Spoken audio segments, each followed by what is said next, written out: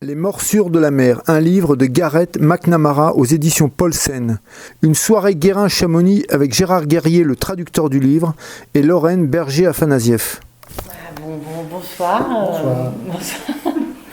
Merci d'accueillir Gérard Guerrier, un vrai habitué quand même des locaux, de la maison, parce que d'abord auteur avant tout. Bon, on peut le rappeler en 2 secondes. Ah bah non, en 2 secondes, Gérard. Les livres que tu as sortis chez nous. Les 3 livres, les derniers, Du courage, l'avant-dernier, Éloge de la peur. Et puis celui-là, il n'en reste plus que 5. Il en reste quelques-uns, ouais. Résister. Voilà. Ça vous a plu ? Moi aussi. Ouais. Des très beaux livres, très intéressants. Mais alors, dans un de ces livres, dans Du courage, tu allais interviewer parce que là, on te reçoit. Dans la peur. Non, j'ai dans la peur. Dans la peur. Donc, on te reçoit pour ce livre qui s'appelle Les morsures de la mer de Garrett McNamara. D'abord parce que tu es le traducteur. Et en plus, tu as rencontré Garrett. Ouais, puis je suis un peu l'inventeur de... Je ne veux pas dire l'inventeur de ce bouquin, mais justement, j'avais rencontré Garrett pour écrire Éloge de la peur. Ça devait faire en 2017, ça. Et puis, j'avais trouvé ce gars absolument intéressant parce que c'est à la fois une caricature entre guillemets d'américain, avec toutes les facettes, mais c'est à la fois aussi un type extrêmement profond et qui avait une réflexion assez rare sur la peur, justement. Et donc on a sympathisé, il m'a passé son bouquin en anglais, qui s'appelle Hound of the Sea. Je l'avais lu et je l'avais trouvé excellent. Et du coup, je l'ai conseillé aux éditions Paulsen. J'ai dit, franchement, vous devriez vous intéresser. On l'a lu. Et ça a été un coup de foudre parce que c'est un bouquin exceptionnel. C'est une belle autobiographie. Il l'a écrit tout seul, tu lui as demandé ? Non, il l'a écrit avec une dame qui est d'ailleurs, c'est marrant, c'est une Américaine qui vit en France, vers Montpellier, qui s'appelle Karen Carbo, qui est une excellente rédactrice. Et puis, en fait, ils l'ont écrit à 3 mains, parce qu'il y a aussi Nicole, sa compagne, sa femme, McNamara, qui était aussi une personne exceptionnelle. Et donc, à 3, ils ont réécrit ce bouquin, et franchement, c'est une bio d'exception. Alors, comme personne ne le connaît, à part, le seul ce qu'on connaît de Garrett McNamara, en France, on ne connaît pas grand-chose, mais si ce n'est qu'il a surfé cette vague. Ouais, chez les surfeurs, il est un peu connu quand même. Oui, chez les surfeurs, mais nous, on n'est pas. Oui, c'est vrai. Les surfeurs. Il a eu effectivement, pendant un moment, parce que les records sont faits pour être battus, il a eu le record de la vague la plus haute surfée, qui faisait 70 pieds, ça devait nous faire 24 mètres, quelque chose comme ça, à Nazaré. Et puis, c'est lui qui a découvert le site de Nazaré, qui a lancé le site de Nazaré, etc. Donc c'est un type assez exceptionnel. Ça vous dit quelque chose ? Vous voulez voir Nazaré, toutes les images ? Nazaré, Portugal. Ouais. Donc on est en gros, regardez, on est à 1h30 au nord de Lisbonne. C'est un petit village de pêcheurs, ou plutôt c'était un petit village de pêcheurs, ensuite qui a été transformé en station balnéaire. C'est très tranquille. Enfin, c'était très tranquille quand on y allait l'hiver. Et puis depuis que la vague a été découverte, c'est devenu le Chamonix des surfeurs en hiver. Et bien maintenant, on va s'intéresser au personnage. On va commencer sa biographie parce qu'elle est géniale. Enfin, moi j'ai trouvé ça génial. Parce qu'en fait, j'ai cru que c'était un bouquin que sur le surf, mais non, pas du tout. C'est la vie d'un sacré bonhomme dans un sacré environnement. Ah oui, alors ce qu'il y a d'exceptionnel quand même à Nazaré, parce que vous pouvez y aller, c'est pas si loin finalement, en hiver, c'est qu'on a accès, donc c'est une pointe, il y a un fort, et on peut se mettre sur la falaise, et on voit les vagues qui arrivent, c'est le seul site au monde où on peut voir ça en arrivant à pied, et c'est incroyable, quoi. Tu y allais, t'es allé l'interviewer là-bas, toi. Ouais, puis j'ai même surfé là-bas, mais bon, non, mais la vague faisait que 3 mètres. Faut pas le dire. Mais je peux dire j'ai surfé à Nazaré. Je vais commencer quand même sa bio. Je suis née à Stockbridge, bien connu pour son internat privé à 1 ou 2 kilomètres du festival de musique classique de Tanglewood, à l'ouest de Massachusetts, un pays de forêts et de lacs. Ce lycée raciale, internationale et progressiste, avait basé sa pédagogie sur les idéaux de la charte de l'ONU. Mon père, Laurence, y était à la fois prof d'anglais, de latin et coach de baseball. Ma mère travaillait comme une surveillante en charge de l'internat des garçons. Je suis un bébé du Summer of Love, né le 10 août 1967. Et ça, c'est vraiment le Summer of Love. Plus tard, cette même année, ma mère a touché un petit héritage. Elle a rassemblé nos affaires et nous avons mis le cap vers l'ouest, direction la Californie. Nous avons traversé Berkeley avec notre vieille guimbarde le jour d'une manifestation d'étudiants. Les rues étaient pleines de hippies brandissant des pancartes et de flics en tenue anti-émeute. Au pied d'un feu rouge, des étudiants chevelus découpaient le grillage de People's Park avec de grosses cisailles. D'après le gouverneur Ronald Reagan, le campus de Berkeley était un paradis pour les sympathisants communistes, les contestataires et les déviants sexuels. Même si mes parents n'étaient plus étudiants depuis bien longtemps, ils se sont parfaitement intégrés à ce nouvel environnement. C'est là qu'est né mon frère Liam. J'ignorais alors que la Providence venait de m'offrir un allié et un complice. En revanche, bien qu'âgé de 2 ans à peine, j'ai vite compris que je n'étais plus le seul bébé de la famille. Donc là... Ouais, donc enfin, là, on a les racines d'une... C'est même pas une tragédie, c'est une tragicomédie. Ouais. Mais il y a beaucoup de choses. Donc il naît au sein d'un couple de ce que les Américains appellent les liberals, donc de gauche. Là, Stockbridge, c'est près de Woodstock en fait. Ouais, donc on est dans les années, ça doit faire 69, ça. Oui, il est né en donc 69. on est vraiment en plein Woodstock, etc. Et on va voir que, alors nous aujourd'hui, on a une image de cette époque assez idyllique finalement, Summer of Love, etc. On va voir que bon, c'était pas si simple. Enfin, faut être enfant, quoi. J'avais 4 ans quand j'ai pris ma première bouffée de marijuana. Chaque soir ou presque, lorsque la nuit tombait, les adultes se rassemblaient pour fumer, chanter, pendant que l'un d'eux grattait la guitare. Une routine. Après avoir nettoyé et rangé la vaisselle, ils s'asseyaient en cercle dans le salon et faisaient circuler le chillum. D'autres enfants avaient rejoint la communauté. Sévine, dont les parents vivaient... Sévine, dont les parents vivaient en bas de la colline, avait dans un dôme géodésique et Luba, une fille avec qui je suis toujours en contact. Un soir, passant d'un adulte à l'autre, probablement tout nu, j'ai repéré la pipe, immobile entre les doigts d'un type qui n'en faisait rien. Après m'être penchée, je l'ai attrapée et j'ai aspiré tant que je pouvais. Un membre du groupe m'a repérée et me l'a aussitôt reprise. J'ai couru hors de la maison vers l'herbe jaune et brillante. Ça devait être l'été, il faisait chaud. Le soleil déjà bas brillait au travers des pins. J'avais très soif et je courais partout à la recherche de quelque chose à boire. Quand j'ai trouvé des pots de lait entreposés contre l'atelier, sachant qu'ils étaient en général emplis d'eau, j'ai réussi à en emporter un à ma bouche pour avaler 1 ou 2 gorgées. Mais quelque chose clochait. Mes joues et mon nez étaient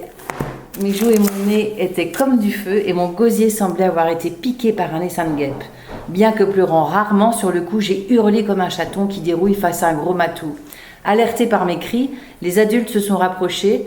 Je tenais encore entre mes mains le pot de ce qui était, sauf pour moi, de l'essence, mais du pétrole. Une maman de la communauté m'a soulevée par les bras et m'a ramenée dans la cuisine, où elle m'a forcé à boire du lait entier, froid et crayeux. J'étais dans les vapes, complètement nauséeux.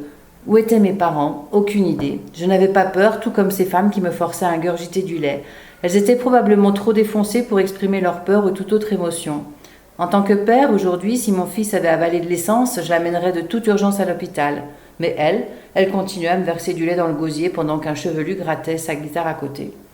Ouais, ambiance. Et ça, ce n'est qu'un petit épisode. Oui, parce qu'il y en a plein. T'as l'épisode où tu sais, avec le cactus, là. Il y en a trop. Il est pas triste aussi. Ouais. À un moment, il y a donc ils font pareil, toutes les semaines, ils faisaient des soirées un peu fumettes, quoi. Et puis, de temps en temps, 1 fois par mois, il y avait la fumée cactus. Donc c'est un cactus hallucinogène, je ne sais pas comment il s'appelle. Et là, c'est du peyote, c'est ça. Ouais. Et donc là, ils prennent je ne sais pas si c'est des graines ou les fruits. Et en fait, ils font de la cuisine avec, et puis bon, ils shootent avec ça. Et lui, il a confondu ça avec des Smarties. Et donc il devait avoir 5 ans et il en a avalé comme jamais et ça a été le trip de sa vie. Et il devait avoir 5 ans, je crois. Solide. Ouais, non, mais ça c'est le début. Ça. En fait, il faut comprendre pourquoi il est solide. Ça, c'est la maternelle, ça. Ouais. Je peux retenir ma respiration pendant 4 minutes et 30 secondes. Ça, c'est l'adulte qui parle. Mais cette fois-là, j'ai chuté si fort et tourneboulé si longtemps dans la machine à laver que ma vision périphérique a disparu pour faire place à une galaxie d'étoiles noires, où se trouvent le haut et le bas, et puis les démons de l'océan m'ont relâché.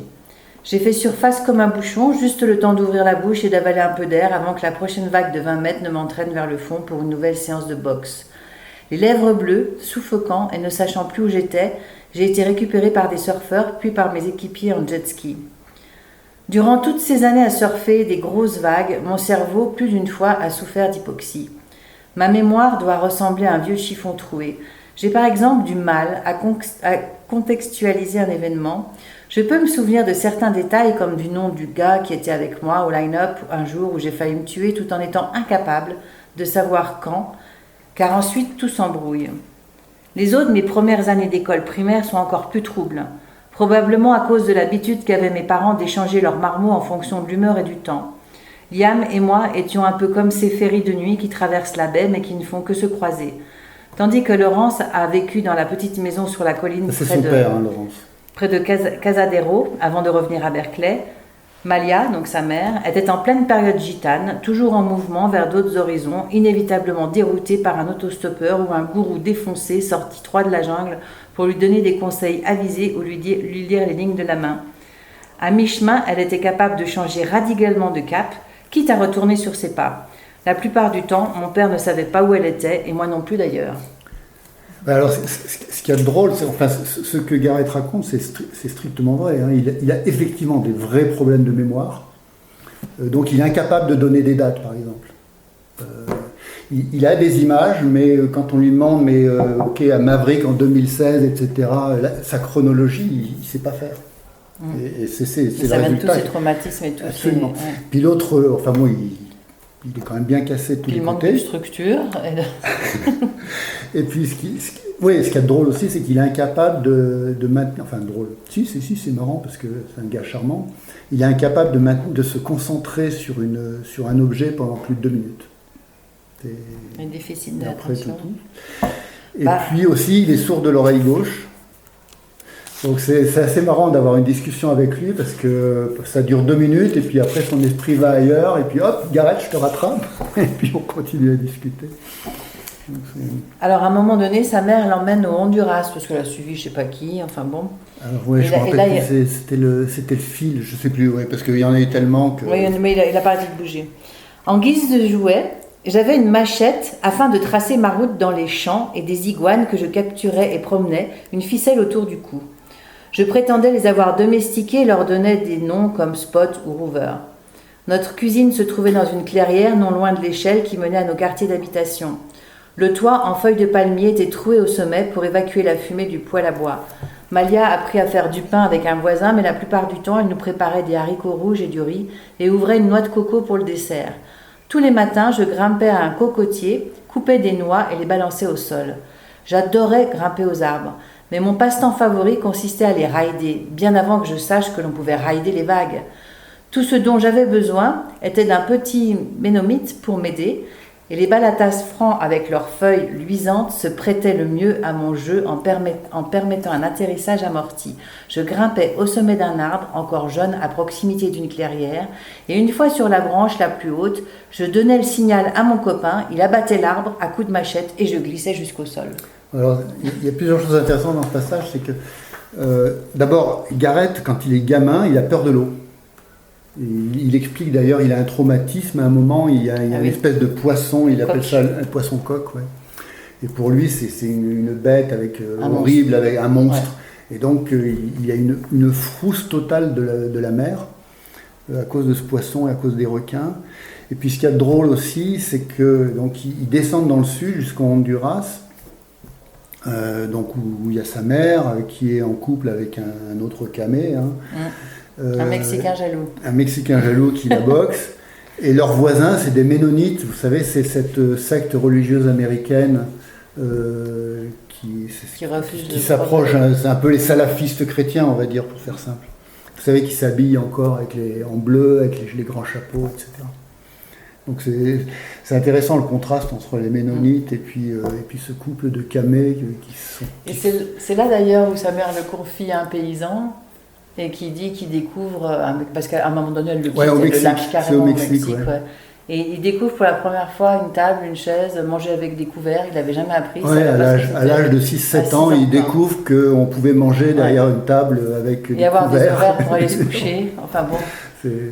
C'est quand même une vie spéciale. Hein. Ouais. Ah, ça, il n'y a pas de doute là-dessus. Mais c'est pas fini. Après, là, il retourne en Californie, parce qu'à un moment donné, son père le récupère avec son frère. Et son père avait ouvert un restaurant. Ouais, son père qui était aussi gravement... Oui, bien branché. Ouais, bien. Un jour, de retour du restaurant, Laurence nous a tendu $100 chacun. Du jamais vu. C'était, je crois, en 1974, 2 ans après l'invention des roues en uréthane. Il avait 7 ans. Qui allait révolutionner la pratique du skateboard. Dans le quartier de Dogtown, c'était la grande époque des Z-Boys, des skateurs qui écumaient les trottoirs de Venice Beach à Los Angeles et qui bâtissaient les fondations de la culture skate. Elle était d'ailleurs largement inspirée par la gestuelle des surfeurs de Santa Monica. Mais nous en ignorions tout. On savait juste que notre père nous avait filé $100, c'était bien la première fois qu'on voyait autant de blé.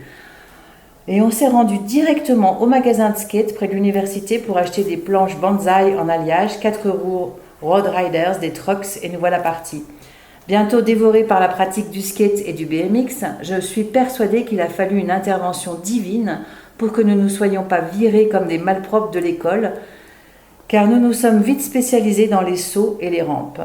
Pour les sauts, pas de problème, toute rupture de pente était une occasion de s'envoyer en l'air. On chapardait des casiers en plastique, de bouteilles de lait derrière l'épicerie du coin, on les liait ensemble avec tout ce qui nous tombait sous la main, des ficelles, des collants, des ceintures. Nous installions une rampe en bois avec 2 planches de bois par 4 assemblées côte à côte. Cela fonctionnait plutôt bien, sauf quand la roue avant du vélo butait contre la rampe. Plutôt que de nous envoler, on se crachait misérablement sur l'obstacle. Ouais, non, c'est sa période urbaine, ça. Ouais. C'est un gamin des rues, mais toujours pas de mère. Hein. Alors qu'ils sont au bord de la plage, ils sont à San Francisco. Enfin, au bord de la plage. Non, au bord de la mer. À Berkeley, toujours. Ouais, c'est... Ouais. Enfin, toujours, ils sont revenus, quoi. Ils sont, oui, après le Honduras. Donc, c'est sa période urbaine. Et après... Mais il était déjà casse-cou, quand même. Super casse-cou, quoi. Dans tout ce qu'il faisait. Il allait bien, ouais. Puis son frère aussi. Son frère est peut-être encore plus casse-cou. Oui, Liam. Enfin, c'est pas fini, la période hypnie-paternité. Un matin, Malia nous a confié que nous allions rejoindre une nouvelle famille, la famille du Christ. Désormais, nous devions la considérer comme la sœur de Jésus, puisque Dieu était son père et Jésus le fils de Dieu, alors Malia ne pouvait être que sa sœur. Liam et moi étions un peu jeunes pour comprendre cette logique, car si Dieu était également notre père, notre mère devenait notre sœur. Elle nous a attifés d'une tunique blanche qu'elle avait cousue avec des draps. Il y avait un trou pour la tête et on nouait la taille avec une cordelette. Il fallait porter cette tunique sans short, ni slip, ni chaussures, comme Jésus. Même si se balader à poil n'avait rien d'exceptionnel pour moi, l'idée de me déguiser en ange d'Halloween avec mes jambes maigres qui dépassaient de la toge me remplissait de honte. À son tour, Malia a enfilé sa tunique, elle s'est drapée dans sa couverture de l'armée et a allumé le feu. La matinée était déjà bien avancée, c'était une heure inhabituelle pour faire un feu de camp. Elle a ensuite balancé ses robes et ses chemises dans les flammes, a retiré son petit porte-monnaie de son sac en cuir à franges, puis en a sorti quelques billets fripés pour les brûler avec le sac. Quand les flammes ont été hautes, elle a jeté toutes nos fringues et nos baskets. Liam et moi avons regardé le plastique se déformer avant de fondre. J'ai pris mon frère par la main et nous sommes restés là sans un mot, médusés. Le Christ a parcouru le monde comme le vent, il n'avait besoin de rien, nous non plus. Nul besoin de tuer, de sexe ou de biens matériels, a-t-elle dit en souriant. Elle a fait un petit signe de la tête, puis s'est éloignée du foyer et du tipi qui nous avait hébergés ces derniers jours pour prendre le chemin de terre qui menait à la route. Nous l'avons suivi. Malia était persuadée d'avoir trouvé la vérité en se dépouillant de toute possession et en marchant vers le sud quand il faisait froid. À ceux que nous croisions, elle disait que nous étions les disciples du Christ, adeptes de la paix entre les nations et les espèces animales. Nous étions donc végétariens et dénonçant le matérialisme, la surpopulation et la fornication. Puisque nous étions tous frères et sœurs dans le regard de Dieu, le sexe ne pouvait que nuire à la fratrie. Nul besoin de démontrer notre détachement par rapport au matérialisme. Nous marchions pieds nus, lestés seulement par une couverture sur les épaules et un sac de couchage. Chaque jour, nous parcourions 30 à 40 kilomètres en chantant « Pas de sexe, pas de violence, pas de matérialisme, pas de sexe, pas de violence, pas de matérialisme ». Quelqu'un, en entendant nos chants, a lancé à notre mère « Et alors, ces deux gamins, ils viennent d'où ?» Ouais, mais c'est délirant. Et en plus, bon, il faut lire le bouquin parce que... Mais parce que ça reste pas, ouais. Dans les circonstances dans lesquelles ils sont partis, en fait, sa mère, qui est un nouvel amant, qui est un type complètement jeté, les emmène au pied d'une montagne où il y a une prophète qui est en lien direct avec le Dieu forcément et qui va leur délivrer le message. Donc ils arrivent au camping en Californie du Nord et là ils apprennent que la prophétesse va délivrer son message, mais il faut payer $60. Évidemment, ils sont fauchés, donc c'est impossible. Dans le camping, il y a quelqu'un qui leur dit « Mais non, mais il y a une autre bande, donc c'est la bande d'allumés. » Et donc, moi au début, honnêtement, quand j'ai lu le bouquin de Garrett, j'ai dit « C'est incroyable cette affaire ». Et j'ai fait des recherches et c'est strictement vrai. Donc tous les noms qu'ils donnent, ça s'est passé comme ça. Et là, donc, ils parcourent les États-Unis, enfin l'Ouest américain, avec une vingtaine de personnes, pieds nus, à poil dans leur tunique de drap. Ils devaient avoir 9 ans, vous imaginez un peu, pour un gamin de 9 ans, le traumatisme. Et en fait, ils dépendaient de la charité publique pour manger, donc ils s'arrêtaient, ils allaient dans les églises où ils faisaient la manche. Dur. Oui, une enfance un peu secouée quand même, hein. Ouais. Très secouée. On ne peut pas dire que c'est pas l'image du surfeur qui naît sur la plage et puis qui va dans le blondinet. Ouais. Non, c'est pas ça. Lui, c'est vraiment pas ça. Mais un jour, ça bascule. Ça va venir. Malia ignorait qu'elle venait de sceller notre destin en nous parachutant dans le cœur palpitant du surf mondial. Ah, tu y es déjà là? Mais oui, non, attends, je raconte l'histoire parce que non, c'est trop bon. Donc ils sont en Californie et à un moment, leur mère dit « Allez, ce coup-ci, je vous emmène à Hawaï. » Les gamins, ils n'avaient jamais entendu parler de Hawaï, ils ne voulaient pas y aller parce qu'il y avait tous leurs potes qui étaient là à San Francisco. Et le nouvel amant de leur mère, c'est un musicien, un black, donc avec les cheveux crépus, afro, vous savez, comme on faisait à l'époque, afro. Et alors, il raconte ça, mais c'est ahurissant. Ils prennent l'avion de San Francisco à Hawaï, et pour ce jour-là, leur mère, qui était une bonne couturière, ça c'est une de ses qualités quand même, leur fabrique une tenue en velours orange phosphorescent. Ils sont tous comme ça, donc le black il est en velours orange phosphorescent, la mère est en velours phosphorescent, et les deux gamins sont... Et il dit, mais ça, c'était la honte de ma vie. Une de plus, hein, parce qu'il y en a tellement eu avec sa mère. Non, mais la mère n'arrêtait pas de vanter justement le Hawaï avec le surf. Non, allez, venez avec moi, ça va être super et tout. Et eux, franchement, ça leur disait absolument rien. Ça leur disait rien du tout. Mais bon. Excuse-moi. Mais c'est pas grave. Elle en avait vaguement parlé en voulant nous convaincre de partir avec elle, mais pour les gamins des villes que nous étions, ces fadaises n'avaient aucun intérêt. Nous étions des skateurs de Dogtown, pur jus californien. Même après avoir vu les Pipeline Masters à la télé, j'avais du mal à faire le rapprochement entre le surf et le projet délirant de notre mère. Pourtant, à présent, à portée de vélo, il était possible de glisser sur les plus belles vagues du monde qui attiraient les meilleurs surfeurs venus de toute la planète. La côte nord ne comptait pas moins de 40 spots, dont certains étaient fameux. L'hiver, la houle prend son élan aussi loin que les côtes sibériennes, du Japon ou de l'Alaska, avant de se renforcer pendant des milliers de kilomètres sur les eaux sauvages du Pacifique, pour donner des tubes parfaits et des murs d'eau solides de 8 mètres de haut en mouvement. Tout surfeur digne de son nom finit tôt ou tard par craquer et se payer un billet d'avion pour surfer ces vagues épiques qui peuvent être lisses ou piégeuses suivant la direction de la houle et du vent. Au départ, notre quotidien ne nous semblait guère différent de ce que nous avions vécu à Casadero, Berkeley ou Belize. Encore un nouvel endroit où notre mère faisait son nid pour un temps. Sauf qu'il nous était impossible de profiter des longs et larges trottoirs de Cement City, car nous avions laissé nos skates en Californie.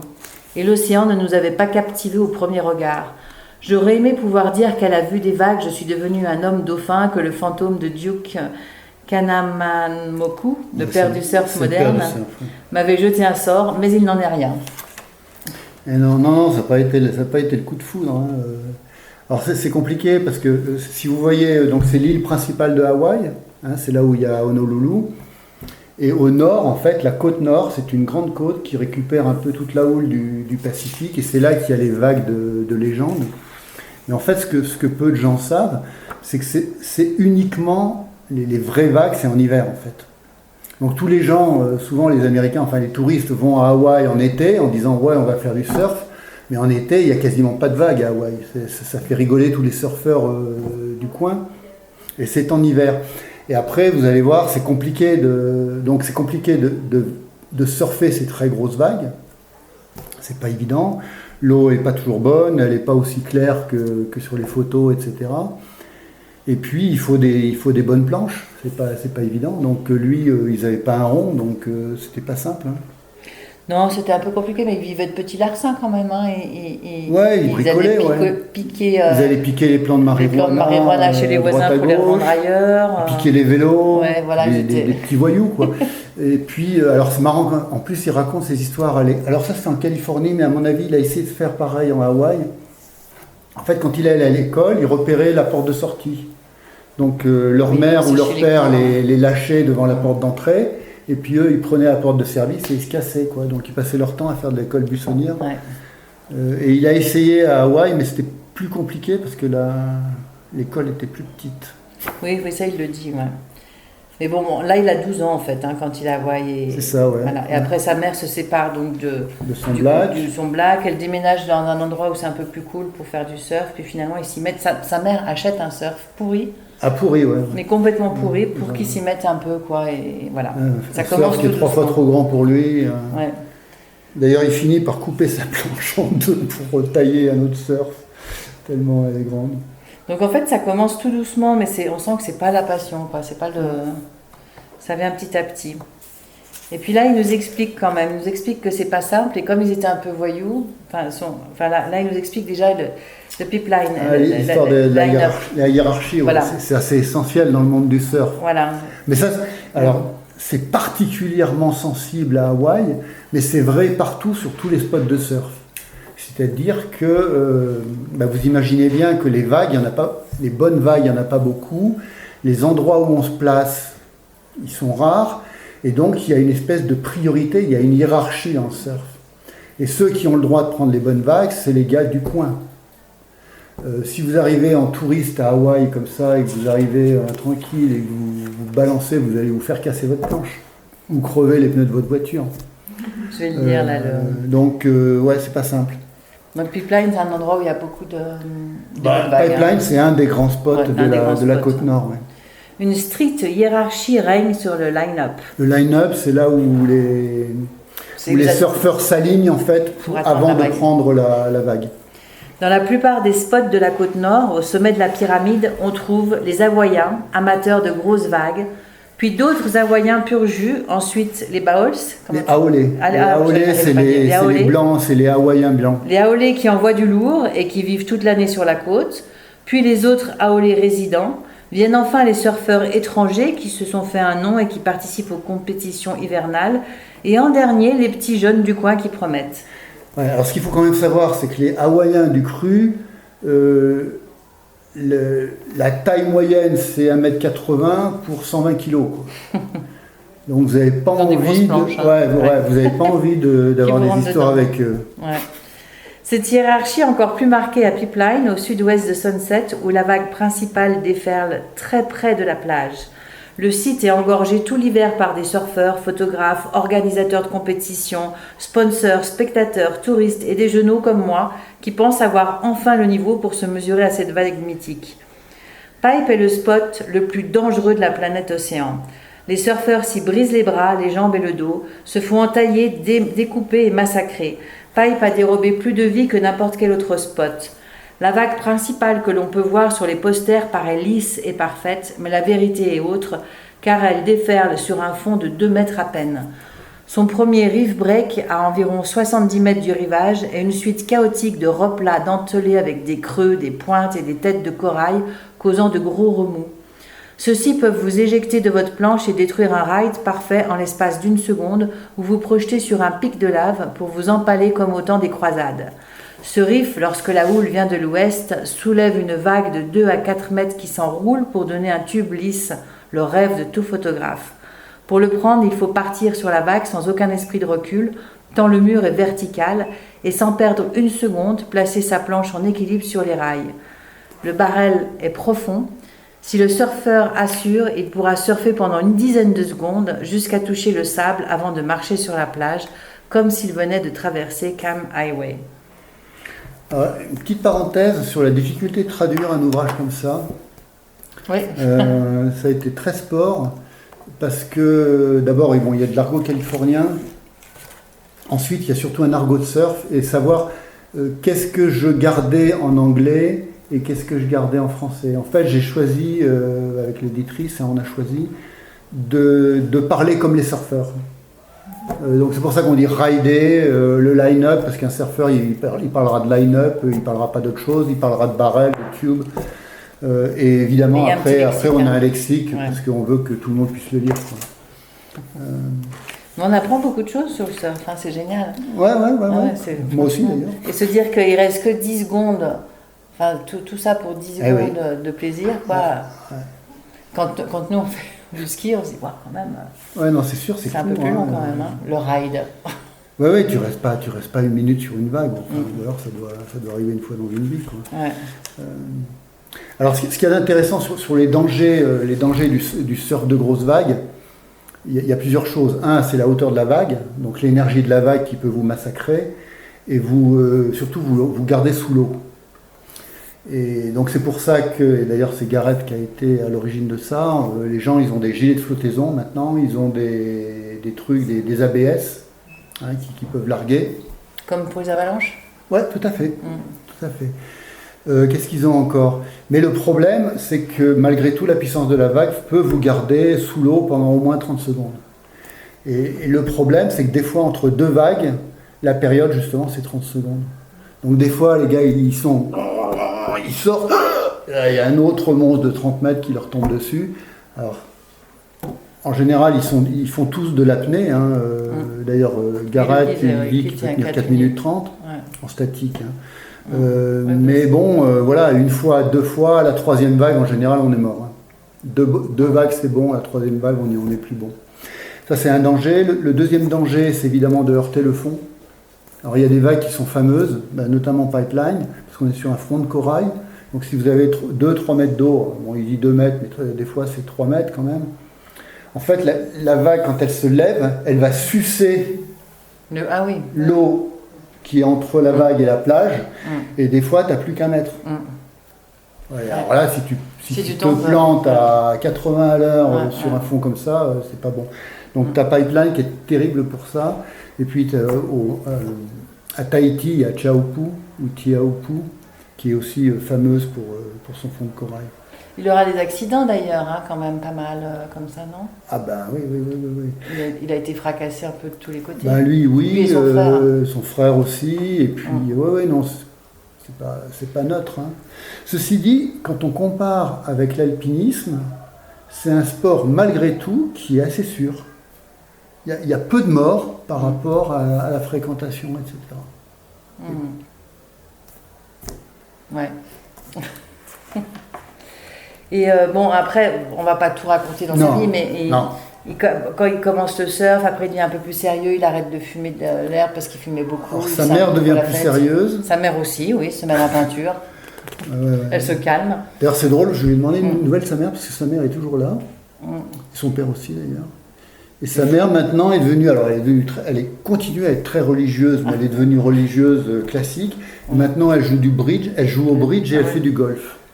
Ah ouais, d'accord. Comme quoi. Comme quoi. Ça mène à tout. Et puis lui aussi, oui, à un moment il a compris. Il est au Japon parce que bon, il a fait une carrière au Japon. Alors oui, il explique qu'il a rencontré beaucoup de Japonais parce qu'il les logeait. Ouais, ça c'est génial. Et ça c'est un caractère de Garrett qui est un type incroyable. C'est un type très généreux. En fait. Très ouvert. Donc il est considéré comme un parrain, mais parrain dans le bon sens du surf, c'est-à-dire qu'il passe son temps à vouloir aider les gens. Moi je l'ai vu, hein, on a surfé ensemble à Nazaré. Je peux le dire. Ouais, encore une fois, la vague faisait 2-3 mètres. Hein. Ouais. Et donc lui, il était sur son jet ski. Et à Nazaré, en fait, il y a un très fort courant de nord. Et donc, il y avait des body surfeurs portugais. Hein, c'était hors saison, c'était en septembre. Donc il n'y avait pas les surfeurs de grosses vagues et puis il n'y avait pas les surfeurs d'été. Et il passait son temps à faire le taxi pour les bodyboarders en disant bah tiens je te remorque et puis il les remontait sur 2-3 km etc. Et il faisait ça par sympathie quoi. Donc c'est pas vraiment un gars qui a une grosse tête. Pourquoi je disais ça oui alors pour les Japonais. Rappelez-vous la hiérarchie, c'est terrible la hiérarchie. Hein. Donc vous avez les Hawaïens du cru, auxquels vous avez les gros costauds, et puis au fin du fond, il y a les Japonais quoi. Et les Japonais c'est vraiment c'est pire que tout parce que en plus les Hawaïens ils se rappellent de Pearl Harbor quand même. Hein. Ah ouais. Donc il n'y a rien de pire qu'un surfeur hawaïen, un surfeur japonais à Hawaï, et donc ils se font jeter de tous les côtés. Et lui Garrett il dit non moi je vais vous donner les conseils et puis je vais vous aider parce qu'il a une empathie naturelle. Et du coup comme ça un jour il a été invité au Japon. À surfer au Japon et en fait il s'est fait sponsoriser par des firmes japonaises, il parle japonais. Oui, il a commencé comme ça en fait. Sa carrière professionnelle. Sa vraie carrière pro a commencé au Japon. Ouais. Donc c'est assez marrant. Ouais. Après il a tenu une boutique, il a eu un magasin de. Ouais, parce qu'en plus bon il a 6 enfants quand même hein, aujourd'hui. Oui, il se marie. Il se marie avec une locale. Ouais. Il a rapidement 3 enfants et là. Ces petits concerts pro, ces petits contrats pro, ça ne suffit pas à nourrir la famille. Et du coup, il ouvre un magasin de fringues et de surf sur la côte nord. Mais bon, et pendant 2 ans, quasiment, il ne fait plus de surf. Et là, il déprime total. Il déprime. Il fait tout pour que ça aille bien pour sa femme, pour ses enfants et tout. Mais il arrête de boire. Il a du mal, on sent qu'il n'est pas épanoui. C'est pas son truc. Il raconte tout, hein, avec beaucoup de sincérité dans le. Ah ouais, c'est une vraie dépression. Hein. Et il en sort par le sort de grosses vagues. Exactement, parce qu'en fait, il découvre qu'on peut être tracté. Ouais, il voit, je ne sais pas si vous connaissez Laird Hamilton, qui est aussi une autre légende du surf. Et là, je ne sais plus en quelle année, il faudrait remonter, ça doit être en... 2000 passé. Ouais, au début des années 2000. Il voit Laird Hamilton sur une vague avec un Zodiac qui tractait un autre gars en surf, mais alors c'était un peu n'importe comment, parce que le Zodiac n'était pas assez rapide, etc. Et il voit des gars comme ça au large, parce que les grosses vagues, elles sont très rarement près de la plage. En général, elles cassent à, je sais pas, à 500 mètres de la plage en fait. Et donc elles sont inaccessibles aux gens. D'abord elles sont très très rapides. Donc à la rame à la rame avec les bras tu veux dire? Oui, enfin les surfeurs disent à la rame. C'est avec les bras. Ouais. Avec les bras, c'est quasiment impossible de les attraper quoi. Et donc il voit ces gars-là et là il dit Eureka, c'est comme ça qu'on va pouvoir aller vraiment chercher les grosses vagues. Parce que à la rame, on arrive à faire des 6-7 mètres, mais au-delà, c'est quasiment impossible. Et là, il y a un nouveau champ qui s'ouvre. Et donc... Et en fait, ils s'engouffrent dans ce... ça se passe avec plusieurs personnes, parce qu'il y a celui qui tracte, qui est en général un surfeur aussi. C'est une équipe. Hein. C'est une équipe. C'est une vraie équipe. C'est aussi un surfeur, hein, on est d'accord. C'est tous des surfeurs. C'est que des surfeurs entre eux, en fait. C'est tous des surfeurs. Et ils échangent des rôles. Quoique, moi, Nazaré m'a proposé de le tracter, j'ai dit non. Je ne me sentais pas... mais tu es surfeur? Bah, pas vraiment, je suis body surfer. Ouais. Body surfer, c'est ceux qui ont des planches... Bon, je monte pas sur le surf, quoi. Je me fais trimballer dans la vague, mais... Ouais. Et ouais, enfin bref. Oui, c'est une équipe, il faut le remorqueur, il faut le surfeur évidemment, et puis à Nazaré, il faut un surfeur, un jet skieur de sécurité pour aller vous récupérer au milieu du bouillon. Et puis il faut un 4e membre, c'est celui qui est sur la tour qui va spotter, c'est le spotter, qui va à la radio, va dire attention, là il y a la bonne vague, etc. Donc c'est du monde, quoi. Ouais, c'est un vrai sport d'équipe. Et c'est là où, donc, où il s'est mis à exceller, quoi. Ouais. Ouais, alors c'est intéressant parce qu'il explique sa relation avec la peur. Oui. Et là où il s'est fait le plus peur, c'est quand même dans cette histoire en Alaska où il a voulu rider. Ouais. Ça, c'était quand même hallucinant, cette histoire, quand même. Ouais, il y a tellement de trucs hallucinants. Il a voulu rider, en fait, la vague provoquée par la chute d'un glacier. Quand le glacier, il vèle, vous savez, vous avez déjà vu les glaciers, à un moment, le front du glacier s'effondre dans l'eau, et là, ça crée une vague, un peu comme un petit tsunami, quoi. Ouais, un mini tsunami, une vague de 4-5 mètres de haut. Mais le problème, et ça, il me l'a bien montré, parce que quand on était à Nazaré, on était sous les falaises, il me montrait un peu son jardin, quoi. Et la falaise, elle fait 100 mètres de haut, Nazaré, quand même. Et on était à 15 mètres, et il me montre la falaise, il me dit, tu vois cette falaise, c'était une falaise de roche, hein. Il me dit, en Alaska, c'était la même chose, mais là, c'était de la glace. Et toutes les demi-heures, il y avait un bloc de 10 tonnes qui tombait dans l'eau. Et il me dit, et nous, on était quasiment au pied, comme ça, de la falaise. À attendre. Et là, il s'est fait vraiment peur. Et c'est là, d'ailleurs, je pense qu'il y a eu un moment où il a un peu réfléchi au sens de la vie. Il s'est dit, bon, peut-être maintenant, je vais peut-être réfléchir un peu à tout ça. Calmer le jeu, ouais. Ouais, enfin, calmer le jeu. Enfin, maintenant, il l'a un peu calmé, non?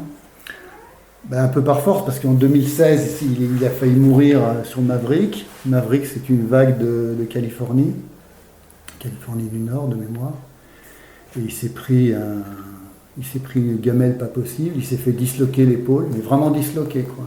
C'était en petits morceaux. Il a mis 2 ans, 3 ans à s'en sortir. Et au moment où il en sort, d'ailleurs, bon, ça c'est le chapitre que j'ai écrit, parce que... Ouais. Donc moi j'ai récupéré son bouquin, il se termine en 2013-2014, quelque chose comme ça. Et moi je voulais écrire ce qui s'était passé entre 2014, etc. Et donc après, là, d'ailleurs c'est drôle, parce qu'il est parti faire un stage de yoga, à l'instigation de sa femme, évidemment, Bali, parce que tu imagines Gareth faire du yoga, ça va être trop drôle. Donc il est parti faire un stage de yoga et de méditation avec une gourou américaine, qui durait 2 semaines ou 3 semaines. Il a failli se barrer parce que ça lui faisait mal de tous les côtés. Puis il me dit, ouais, quand même, j'ai réussi à trouver mon équilibre. Et puis Nicole doit rentrer en Californie ou à Hawaï, je ne me rappelle plus. Sa femme, hein. Et il reste avec ses potes surfeurs. Et ils disent, on va surfer, quoi. Et en Indonésie, il y a des super spots. Donc il va sur un spot, sans casque, parce que c'était trop bon. Et évidemment, il se fait massacrer. La première vague, il se fait massacrer, tête première, il se fait exploser la tête contre le corail. Il sort avec un trauma crânien, etc. Bon, il dit rien à sa femme, il écrase le cou. 3 jours après, il se sent d'y aller. Alors ce coup-ci, il met le casque. Et là, même motif, même punition, il se fait massacrer contre le corail. Et là, il se broie la cheville. Ouais.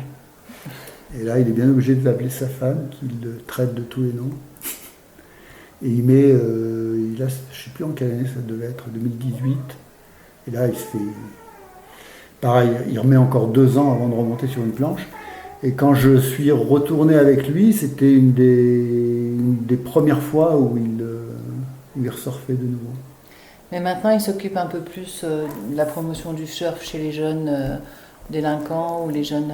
ouais, les autistes aussi. Les autistes, ouais, il est plus ouvert à d'autres choses. Enfin, c'est... Ouais, je pense que sa femme l'a pas mal aidé. Ouais. Enfin voilà, c'est Gareth McNamara, quoi. Au moins, on découvre un autre monde, mais puis alors un autre monde dans tous les sens du terme, parce que franchement, l'enfance des enfants, des hippies, quoi, on ne connaissait pas. Hein, ouais, c'est une personnalité tout sauf lisse.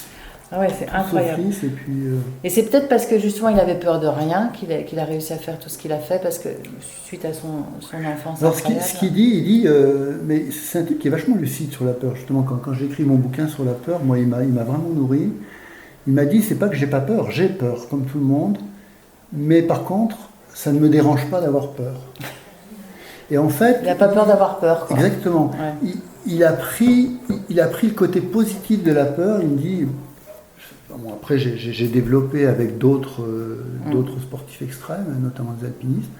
Et il dit, en fait, la peur me permet d'être en éveil. Et en fait, c'est une espèce de... C'est presque de la méditation. Oui, d'être conscient, en fait. Ouais. Alors, les Américains, ils utilisent ça à tort et à travers. C'est le fameux flow. Je ne sais pas si tu as entendu parler. Ouais, bien sûr. Et lui, il parle de rush, de flow, etc. Mais je pense qu'effectivement... Il vit l'instant présent, en fait, dans la peur. Complètement. En fait, c'est ça. Parce que sinon, il n'y arrive pas avec toutes les substances qu'il a prises depuis sa naissance. Là. Il dit les 15 secondes, les 15 ou 20 secondes de surf que je vais faire, c'est je les vis de façon complètement intense. C'est donc, vraiment en fait, un voyage intérieur. C'est ce que lui apporte la peur. Ouais. Elle l'éveille. Tout à fait. Non, il est une belle personne. Ouais. Si vous avez des questions, n'hésitez pas parce que nous on a lu le livre, alors on sait à peu près de quoi. Je l'ai relu. Donc si vous avez, je sais pas, des questions, allez-y. Alors d'abord, moi je voudrais dire physiquement, il doit être ça doit être une sacrée carcasse quand même.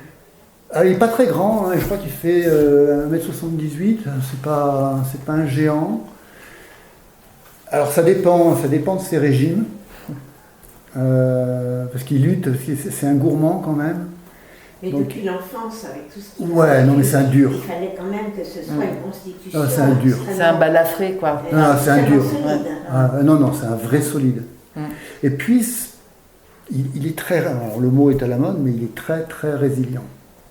Alors, la deuxième question que je voulais poser, c'est pendant son enfance, qu'est-ce qu'il garde comme souvenir? Justement une peur, une angoisse, ou au contraire, tout était possible et il n'en était pas perturbé. Enfin, j'arrive pas à saisir. Alors, on parle tellement de traumatisme de l'enfance. Ouais. Qu'est-ce qu'on peut dire de lui avec cette enfance-là? C'est très intéressant comme question.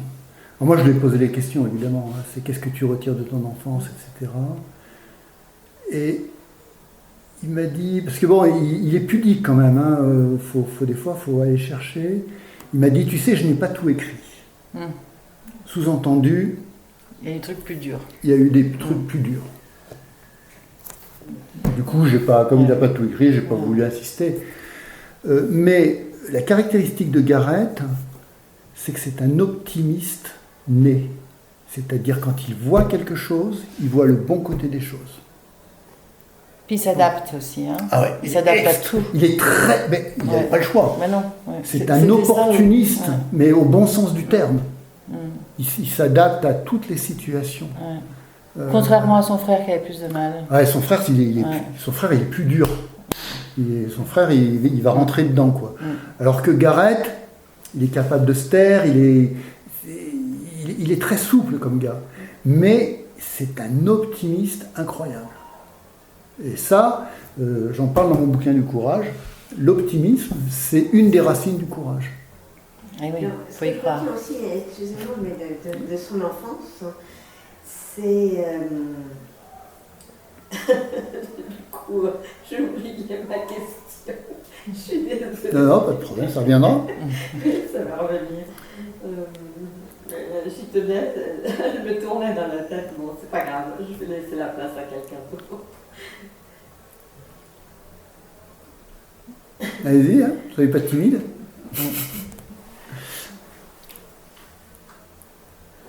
Mais c'est vrai que rien ne le prédestinait à ça, quoi. Non, parce que c'est intéressant quand on regarde le parcours des autres grands surfeurs, hein, je pense à Kelly Slater, Laird Hamilton, etc. C'est des gars qui sont nés au bord de la plage, souvent le papa était surfeur. Il faisait des surfs pour son fils. Exactement, ils étaient... Et puis il y a aussi d'autres... Alors, il y en a qui ont mal tourné, il y en a un, je ne me rappelle plus, c'est Eric, je ne me rappelle plus, enfin. Parce que il y a aussi dans la culture surf, il faut quand même le dire. Hein, il y a beaucoup de drogue. Hein. Il y a un peu de drogue. Et il y en a un des fameux surfeurs, je ne me rappelle plus son nom, qui est mort d'une overdose. Donc c'est pas simple. Hein, donc c'est un milieu un peu spécial. Et puis je vous dis, alors ce qu'il y a de drôle à Hawaï, c'est que vous avez les gros Hawaïens. Je dis les gros Hawaïens, c'est pas insultant, parce que c'est descriptif, c'est leur physique. Hein. Tatoué partout. C'est juste un problème d'hygiène alimentaire. Et non, c'est un milieu vraiment spécial. Et lui, et il le dit d'ailleurs, il dit, moi je suis pas très bon surfeur. Si vous le comparez à Kelly Slater, je pense que c'est à peu près la même génération. À peu près. Kelly Slater, c'est un surdoué du surf, c'est le gars qui est capable de faire des figures incroyables, etc. Garrett, lui, faire des figures incroyables pour gagner des compétitions, ça l'a jamais intéressé. Si, il en a gagné quelques-unes, il est quand même pas mauvais, hein.